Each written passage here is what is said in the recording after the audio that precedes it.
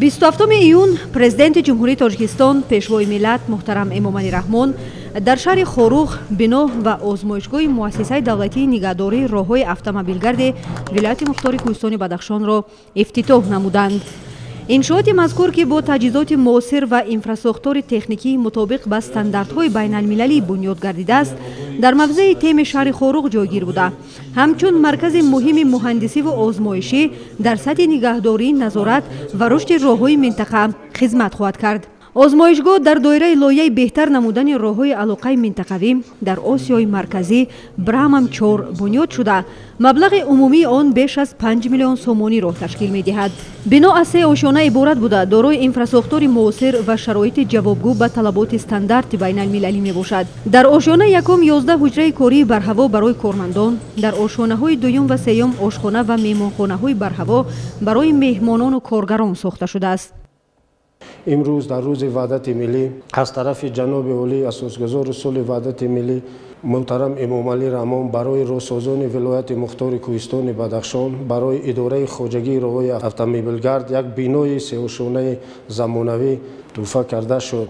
این بنا دارای 3 آشیانه بوده. در آشیانه یکم 11 اتاق کاری و یک تالار زمانوی، در آشیانه دوم آشخانه و مهمانخانه و در آشیانه سوم مهمانخانه وجود دارد.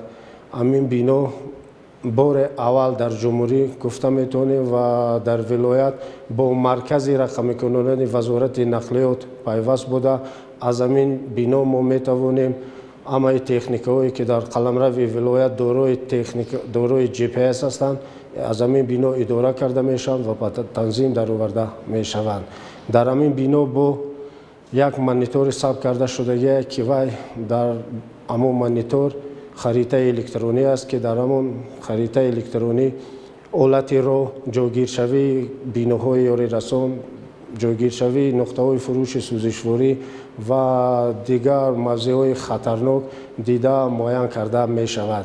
در اولی بینا مؤسسه باشد با یک آزمایشگاه برای مسئله ساختمان راه و بیناها ساخته شده بود که ما حاضر می توانیم همون مسئله هایی که در ساختمان راه استفاده می شوند از سنجش گذرانیم.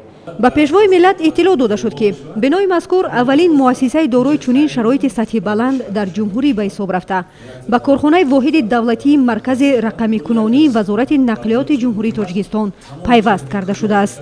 توسط شبکه یگانه اداره‌کنی رقمی تمام واسطه‌های تکنیکی مؤسسه که با تجهیزات معین کننده موقع محوروی یا خود GPS مجهزند اداره و نظارت می شوند. ضمن معرفی خریطه الکترونی راههای ولایت، پیشوای ملت با نوترین اصولهای نظارت وضع راهها شناس گردیدند. نمایش اینتراکتیوی خریطه نشان داد که کارمندان مؤسسه در وقت واقعی می توانند معلومات درباره حالت راهها، جایگیرشوی بناهای یاری رسان، علامت‌های راه، نقطه‌های خطرناک و قسم‌های آسیب‌پذیر را در حال دریافت نمایند. این تکنولوژی رقمی یکی از موثرترین روندهای اداره و مانیتورینگ راهها در نظام نقلیات کشور به شمار می رود.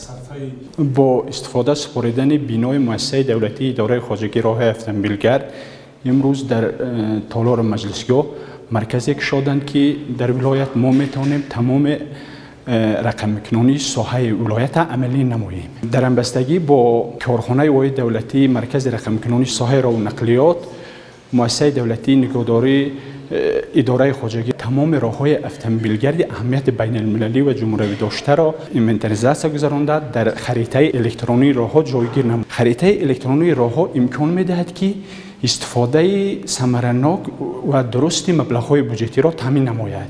این زمان از روی سیستم مذکور ما میتونیم که تمام راههای اهمیت بین المللی و جمهوری داشته که در حدود ولایت قرار دارند از روی نمودشان دیده نمایند. این در این سیستم حالت خوب، میانه و حالت بد راههایی که در حدود هستند نشان داده می شود. اینچنین در مرکز مذکور سیستم معین کننده مهاروی موجود است که تمام تکنیک و مکانیزم های راداری که در مؤسسات دولتی نگهداری راههای اتومبیلگرد شهر ناحیه‌های ولایت قرار دارند نظارت کرده می شوند و استفاده بری ثمرناک آنها را تامین می گردند.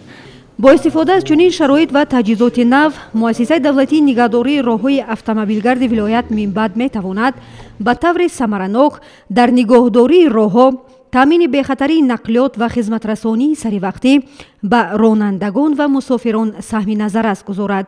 پیشوای ملت محترم امامعلی رحمان ضمن بازدید از امکانیت‌های آزمایشگاه از صفت تجهیزات سنجشی، سطح آمادگی مهندسان و محیط کاری کارمندان اظهار قناعتمندی نمودند.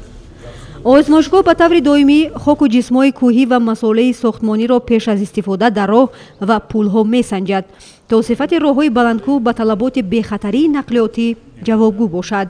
پرزیدنت کشور محترم امامعلی رحمان اثنای بازدید تاکید داشتند که این گونه انشاءات باید نه تنها در سطح ولایت بلکه همچون نمونه ملی مرکز راهسازی در دیگر منطقه‌ها نیز راه‌اندازی شود. سرور دولت به شرکت ساختمانی، مهندسان و لایحه‌کشان و کارمندان سایه راهسازی که در شرایط کوهستان با صداقت و مسئولیت کسبی فعالیت نمونوی دارند اظهار سپاس نمودند و برای باز هم بلند برداشتن صفت کارهای راهسازی دستورهای مشخص دادند. مردم شکرگزار بدخشان و راهسازان ولایت افتتاح انشاءات مذکور را یک قدم بزرگ در راه رسیدن به هدف استراتژی رهایی از بنبست کمونیکاسیونی و تامین رشد استوار منطقه ارزیابی می‌کنند. من همچون یک کارمند جوان مؤسسه دولتی اداره خواجگی رای ولایت مختار کوهستان بدخشان مینه‌داری خود را به اساسگزار صلح و وحدت ملی پیشوای معظم ملت محترم جناب عالی امامعلی رحمان بیان میکنم که برای مایان چنین بنای زمانوی در روز وحدت ملی تحفه نمودند. در جواب همین غمخواری اساسگزار صلح و وحدت ملی چنین میگویم که ما در آینده با تمام کوشش از بنبست کمونیکاسیونی برآوردن دولت سهم خود را میگذاریم. به سرور دولت شرایط معاصر داخل آزمایشگاه مؤسسه دولتی نگهداری راه‌های اتومبیلگرد ولایت معرفی گردید. ضمن معرفی امکانیت‌های تکنیکی آزمایشگاه در سمت تحقیق و سنجش خاک و جسم‌های کوهی، اینچنین مسائل ساختمانی که برای بنیاد راه دارای اهمیت بین المللی روشان مرغاب کلمه استفاده می شود به طور مفصل نشان داده شد. این سمت در دایره نقشه‌های استراتژی حکومت جمهوری تاجیکستان و سپارش‌های پیشوای ملت محترم امامعلی رحمان جایگاه خاص داشته، تطبیق آن به بی‌خطری نقلیاتی و استواری راه‌های کوهی مساعدت می‌نماید. راهبر دولت محترم امامعلی رحمان به مسئولین نگهداری راه‌ها و لایحه‌کشان و پدرچیان دستور دادند که مسیر راه بین المللی را با استفاده از شرایط سطحی بلند ساخته مورد بهره برداری قرار دهند، زیرا هدف اساسی لایحه بلند برداشتن ثمرناکی تجارت بین سرحدی و استواری به خطرهای طبیعی و بی‌خطری انفراساختار راه‌های علاقه منطقوی در ولایت‌های سوخت و ختلان و ولایت مختار کوهستان بدخشان ارزیابی می‌گردد. همزمان به سرور دولت به طور فاصله‌ای مراسم افتتاح رسمی یک قطار انشاءات مهم انفراساختاری از جمله کشاده شوی قطعه 13 کیلومتری راه نوسازی شده، دالان 550 متره ضد ترمه و پل ماشینگذار 82 متره در دهه برسم ناحیه شغنان نشان داده شد. معلومات درباره سطح بلند اجرای لایحه، صفت کارهای ساختمانی و اهمیت این مسیر برای رشد اقتصادی و بی‌خطری نقلیاتی به پیشوای ملت معرفی گردید.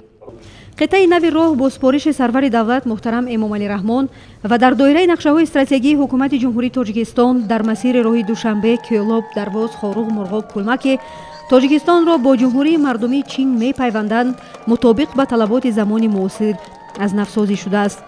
در شرایط کوهستان دشوارگذر با استفاده از تکنیک و تکنولوژی‌های معاصر ساختمان دالان ضد ترمه و پل ماشینگذار انجام داده شد که در تامین بی‌خطری حرکت نقلیات و رابطه استوار منطقه نقش کلیدی می‌بازد.